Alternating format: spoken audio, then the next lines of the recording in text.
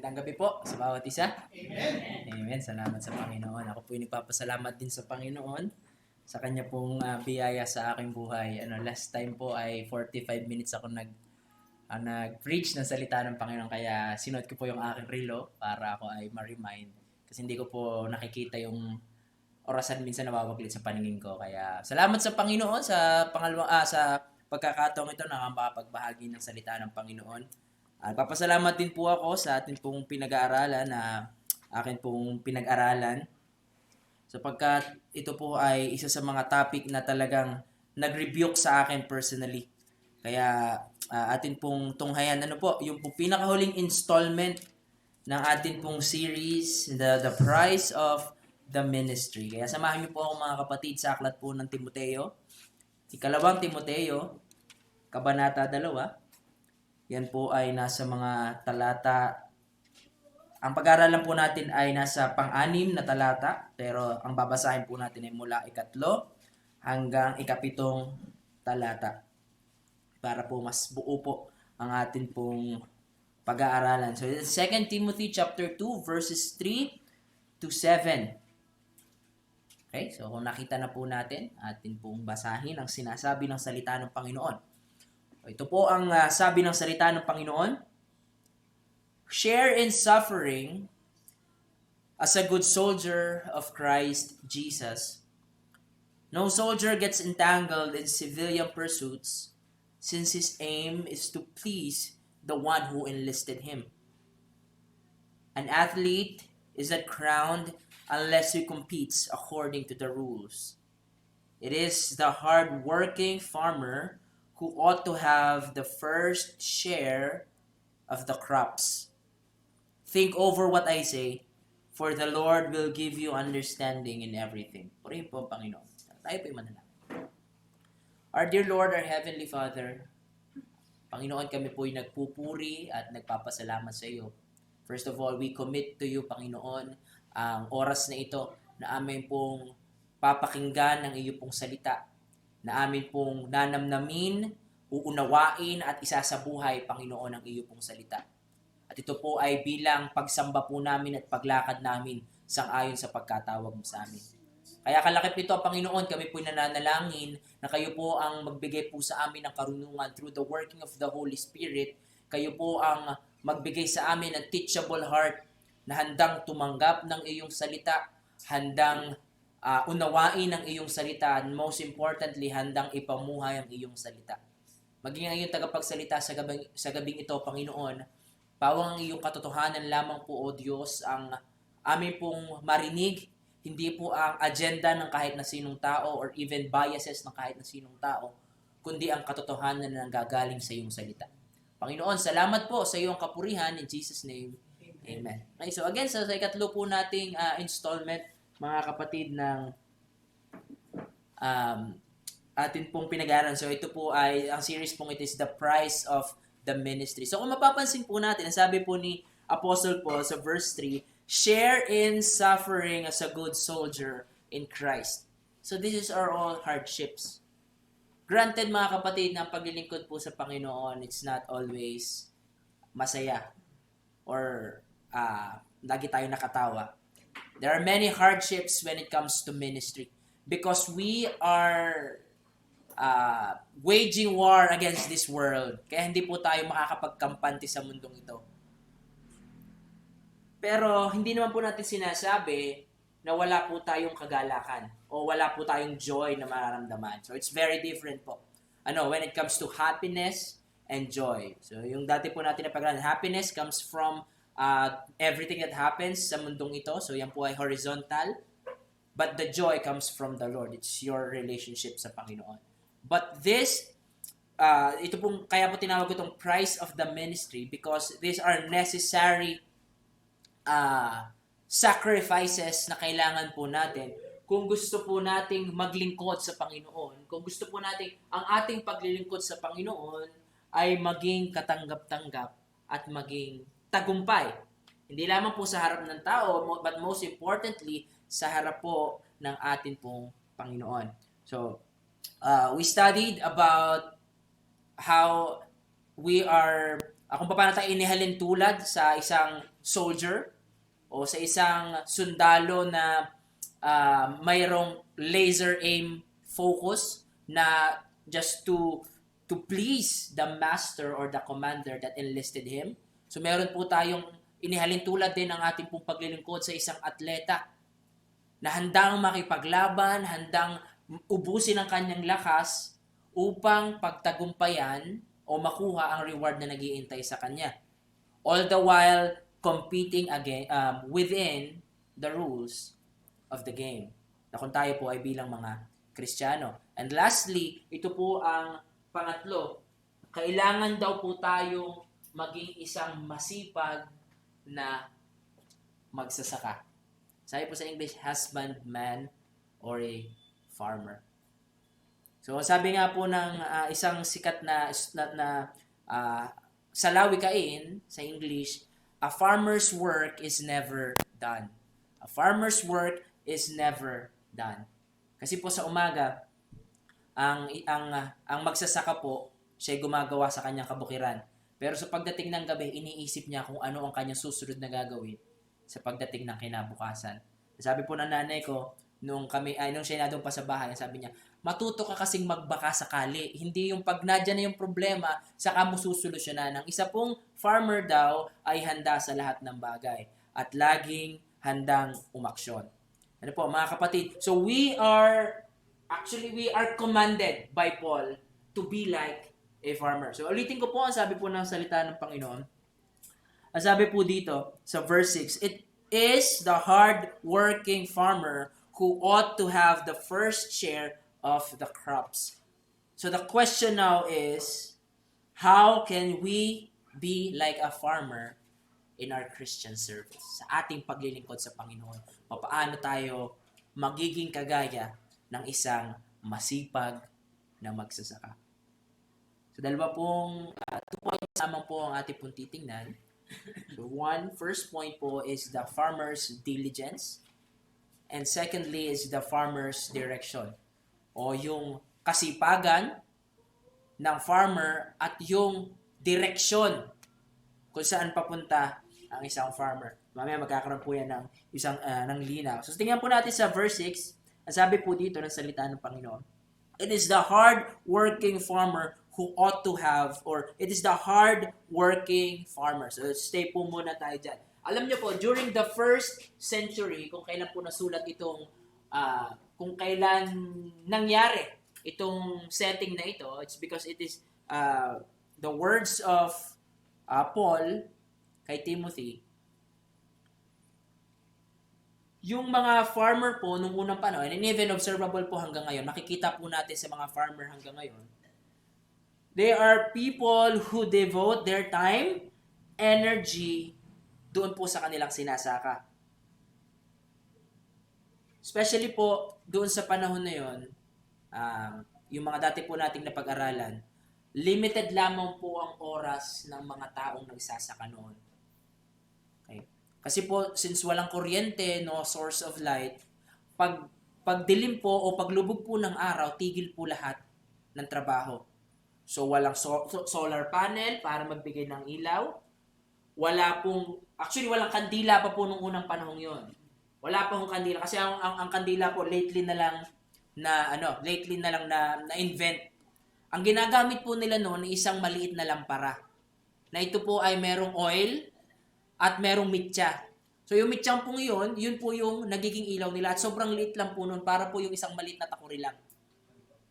Ano po? Hindi po ito kayang gamitin ng mga tao para makapagtrabaho sila sa gabi.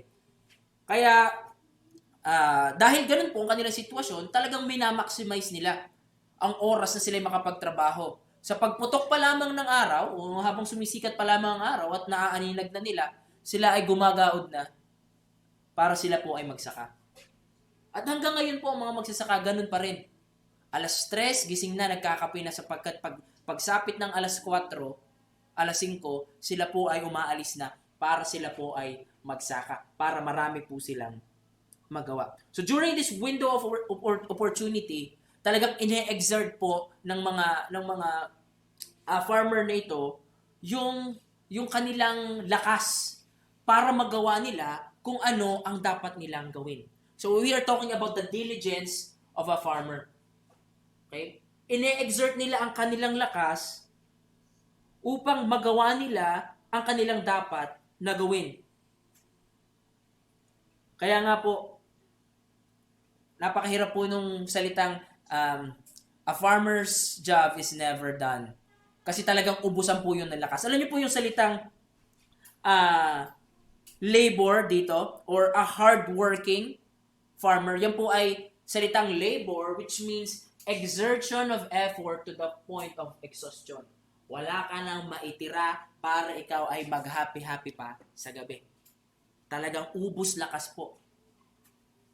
And this is what Paul is talking about. Nung inihalin tulad niya po ang isang Kristiyanong naglilingkod sa Panginoon sa isang magsasaka. Meaning mga kapatid, kung tayo bilang mga Kristiyano na naglilingkod sa Panginoon, dapat tayong maging magsasaka din. Kung papaano niya inuubos o isang hardworking farmer, kung papaano niya inuubos ang kanyang panahon at lakas para sa gawain niya sa bukid, ganun din dapat natin ibuhos ang atin pong lakas at panahon para sa gawain ng Panginoon. So, ibig sabihin ba nun, Pastor, kailangan ko nang mag-quit sa aking pag-aaral para ibuhos ko ang panahon at lakas ko sa paglilingkod sa Panginoon, maging taong simbahan ako. Ibig sabihin ba nun, Pastor, hindi ko, yung iniintay kong trabaho, hindi ko nakukunin. Ayoko na, mag-full time ako sa ministry. Ibig sabihin ba nun, Pastor, pag ako may trabaho, bitawan kong lahat yon. Pamilya ko, iwanan ko lahat yon kasi magpo-focus ako sa ministry. No. A ministry po is not confined in the four corners of the church. We are not called, lahat tayo, hindi tayo tinawag na maging pastor lamang. Hindi tayo lahat tinawag na maging Bible woman lamang. But most importantly, hindi tayo tinawag na umupo lamang sa church. We are called to ministry kung saan tayo nandoon. Kung tayo ay isang magulang, isa tayong nanay na stay at home, we are called to be a salt and light to your family. Guiding your children, guiding your family towards Christ-likeness. And if you are a teacher, you are not just to teach the subject matter, but you are to teach the Word of God in such a way that people will understand it. Hindi naman po nyo karakarakay. Okay, ang subject natin, math. Tapos bigla kang mag-share agad ng gospel. Hindi po. Meron pong ways for us to preach the Word of God through the subject that we have. Kaya nga po, kung ang trabaho ng isang magsasaka ay hindi natatapos, lalong-lalo na po ang trabaho ng isang Kristiyano. Hindi po ito natitigil pagtapos ng linggo. Hindi po ito nagsisimula pag Sabado para mag-practice ng ministry or worship or sa pag-awit. Hindi po ito nagsisimula ng Sabado at tatapos ng linggo. Ito po'y nagsisimula sa oras na makilala mo si Kristo at ito'y matatapos sa oras na mamatay ka. At pagdating mo sa langit, guess what? Maglilingkod pa rin po tayo sa Panginoon. That's still our ministry sa Panginoon. Aawit pa rin po tayo sa Panginoon. We'll still glorify the name of God pagdating natin sa langit. So the work of a Christian is never finished. Ano po mga kapatid? Again, the hardworking farmer, Christian should exert his energy to the point of exhaustion to accomplish what he has to do.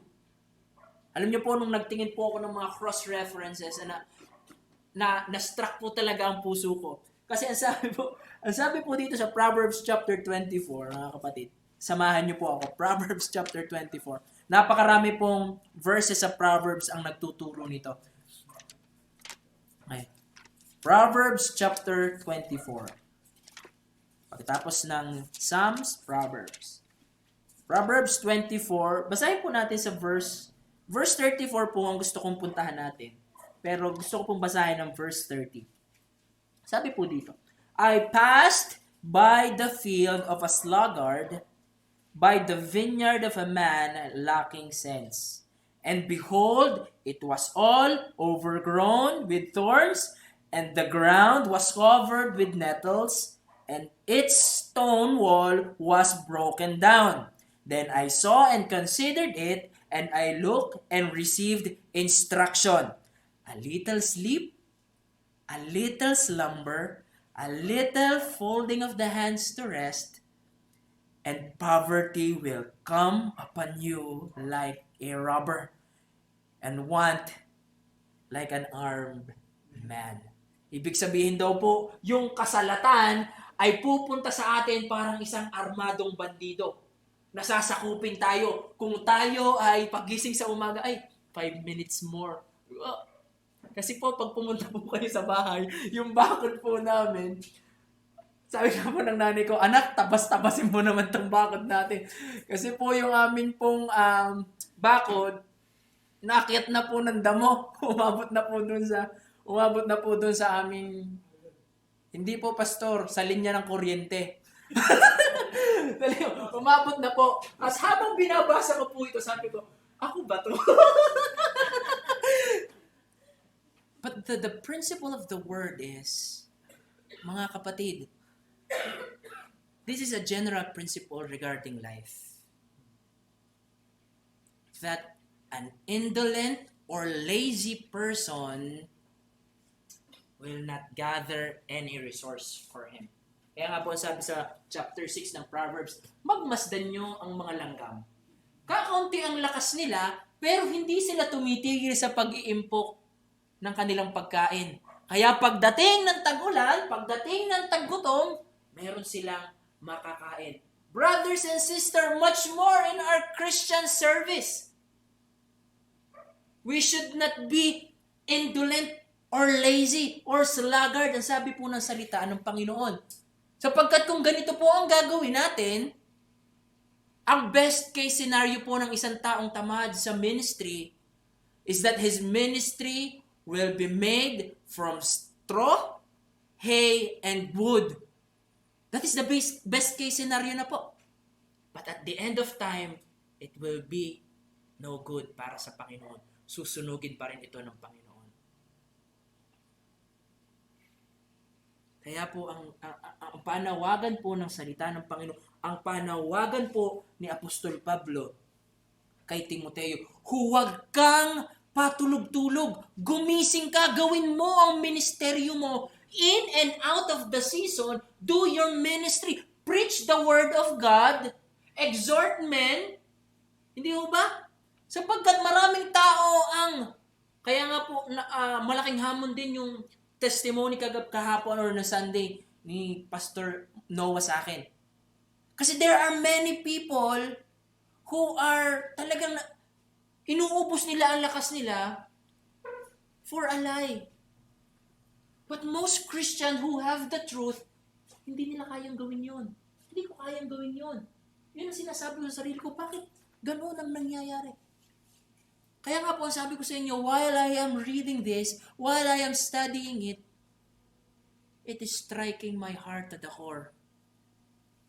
Kasi alam ko, I'm not a diligent person.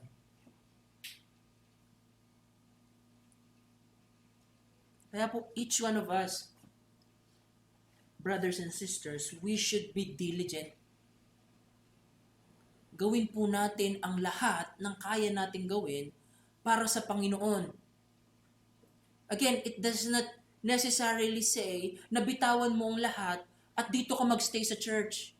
Hindi po itong sinasabi ng Panginoon na bitawan mo ang lahat, pick up your cross and follow me. Hindi po. If you are a nurse, at may nurse dito, you can minister to God. Pwede ka maglingkod sa Panginoon sa pamamagitan ng pagiging nurse mo. Kung ikaw ay nagtitinda, you can do it. You can serve the Lord doon sa lugar kung nasaan ka. Sabi ko nga po, para tayong asin sa isang masarap na lutuin. Ang asin po, hindi lang basta inilagay sa gitna at pinabayaan na. Kundi hinalo at nasaturate para sumarap ang luto. Katayo rin po mga Kristiyano, hindi po tayo inilagay lang sa iisang lugar. We are scattered so that we can be a salt or the salt and light of that community, of that place. And through that, we could serve God and serve God with diligence. Amen? Secondly, brothers and sisters, hindi naman po pwedeng work lang tayo.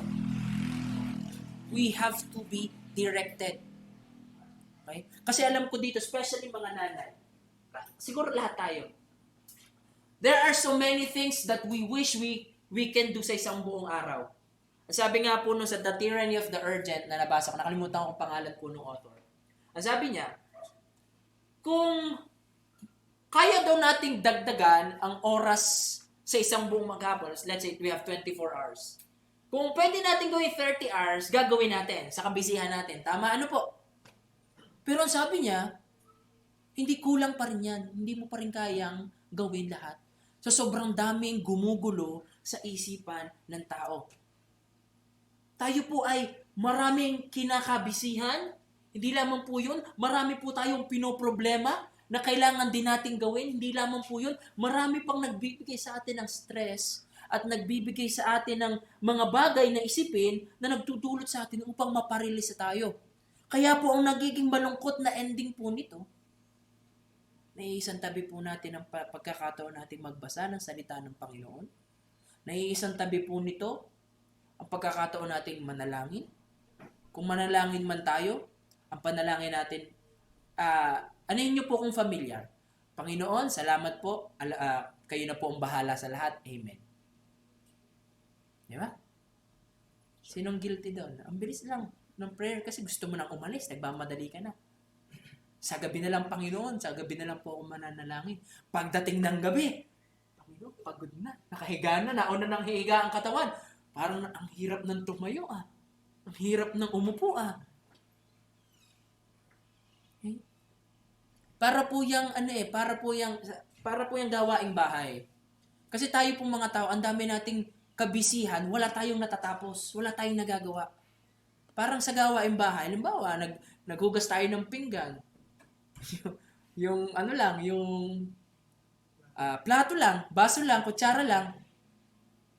Huwag na kayong tumingin sa iba, ha? Huwag na kayong tumingin sa iba. Example lang po ito. Tapos, naglinis ka ng bahay, nagwalis ka lang, sala lang ang winalisan mo. Tapos, paglabas mo, nagdilig ka, yung harapan lang ng halaman ng dinilig mo. Tapos, nagsaing ka, hindi mo nabuhay ang sinaing. Kahit pagod na pagod ka sa maghapon, pagdating ng nanay mo, papagalitan ka pa rin. Ba't ang dumi ng bahay? Ba't hindi hugas ang plato? Bakit hindi ka nagsaing? Bakit hindi ka nagdilig? May ginawa naman po ako. Wala kang natapos, pero ang dami mong ginawa. Di po ba? You are very diligent, pero wala kang natapos. Ganon din po ako. Ganon din po ako, mga kapatid. Kaya, it strikes me in every level po. Kaya nga po, masabi nga po ng isang kasabihan na naman, mas maganda pa pong may matapos kang isa kaysa mag-umpisa ka ng 5 na wala kang natatapos. Ano po? Kaya po ganun kahalaga na ang atin pong exertion of effort is directed. Ngayon, ito po ang pinakamaganda sa lahat.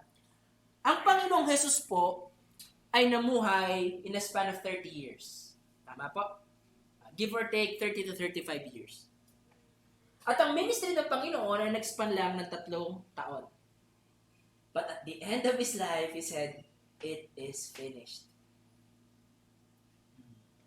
Pastor, Panginoon po yun Panginoon nga po ang Panginoong Jesus, pero He is our best example. Now, what separates Jesus Christ from us? What can we emulate? Ano po yung pwede natin gayahin? Tingnan po natin yung work ethic ng Panginoon. Alam niyo po ang Panginoon, siya ay nagpakain ng libu-libong tao, nagpagaling ng libu-libong tao, but He still has time to talk to one person for a long period of time. Imagine the woman in the well, the Samaritan woman by the well. Pinagkaksayahan ng Panginoon. There are times and moments that are appointed para sa atin to do everything. We just have to know, our purpose, and we have to stay on that purpose. Kasi ganito po ang ginawa ng Panginoon. Ang sabi po ng Panginoon, in John chapter 9, verse 4, we must work the works of Him who sent me. So, ang main focus and thrust po ng Panginoon sa pagpunta niya dito sa lupa is to preach the Word, ipakilala ang Diyos sa tao, mag-provide ng way for the remissions of sin, ipakilala ang tao, o ang Diyos sa tao, the remissions of sin, to give an example para sa ating mga Kristiyano na dapat nating sundin. And all throughout the ministry of Jesus Christ, nagawa niya ito lahat. Borrowing from yung ating unang series, He is like a soldier who aims to please His commander. Hindi na niya pinansin yung mga sibilyang bagay, kundi focus siya sa kung ano ang purpose niya dito sa lupa. Brothers and sisters, we are not saved for the sake of, para maligtas lang tayo. Kaya tayo po nabubuhay dito mga kapatid, nung tayo iniligtas ng Panginoon, we have a purpose. Kaya buhay pa tayo. Meron po tayong purpose sa buhay natin, a greater purpose para po maglingkod sa Panginoon. And we should be driven by this purpose. Kung paano po ang Panginoong Jesus ay naging driven din ng purpose na ito, hindi po siya nag-indulge sa mga needs of the moment na nag-arise. Diba? Asang naalala ko yung the first miracle of Jesus Christ.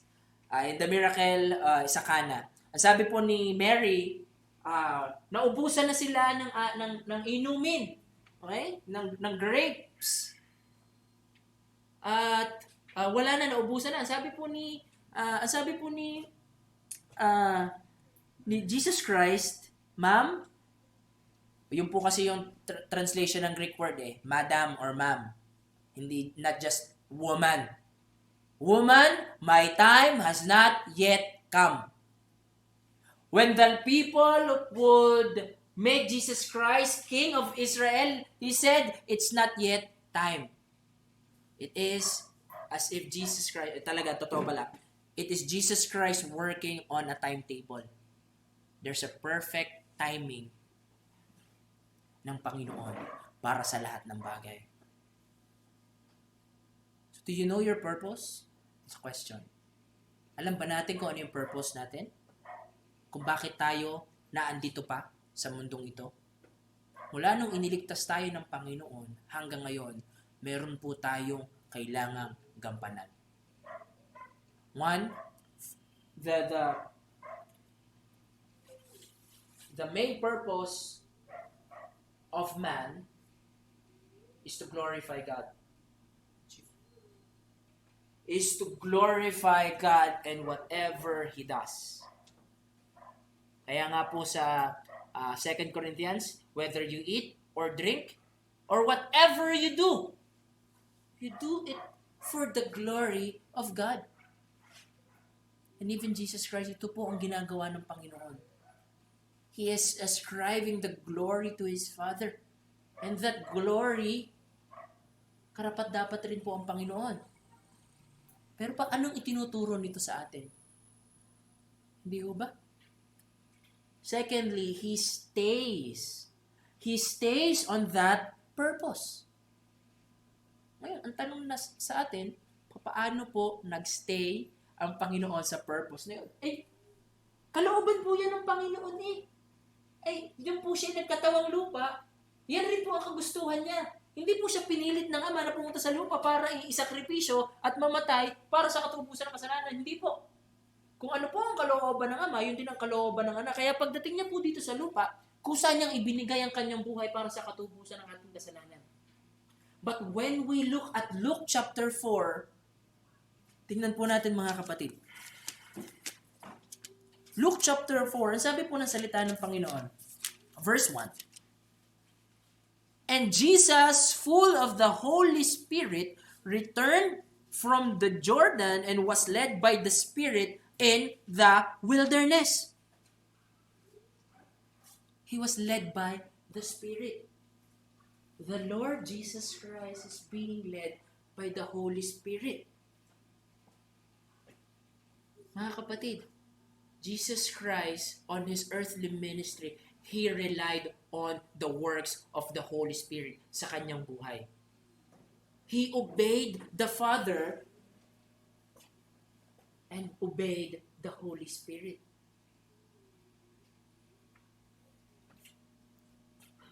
Now the question is, if God or Jesus Christ needs the Holy Spirit, how much more sa buhay natin? Ang hindi tayo mag-rely sa Holy Spirit. Alam niyo po, ang banal na Espiritu po ay kumikilos sa atin. Nung tinanggap po natin ang Panginoong Hesus, tayo po'y sinelyuhan ng banal na Espiritu. And we are indwelt by the Holy Spirit.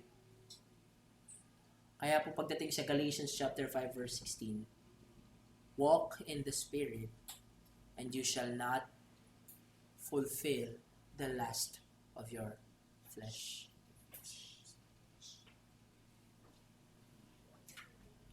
Secondly, he stays on his purpose because Mark chapter 1 verse 35. Tingnan po natin mga kapatid. Napakaganda po nitong ehemplo para sa atin.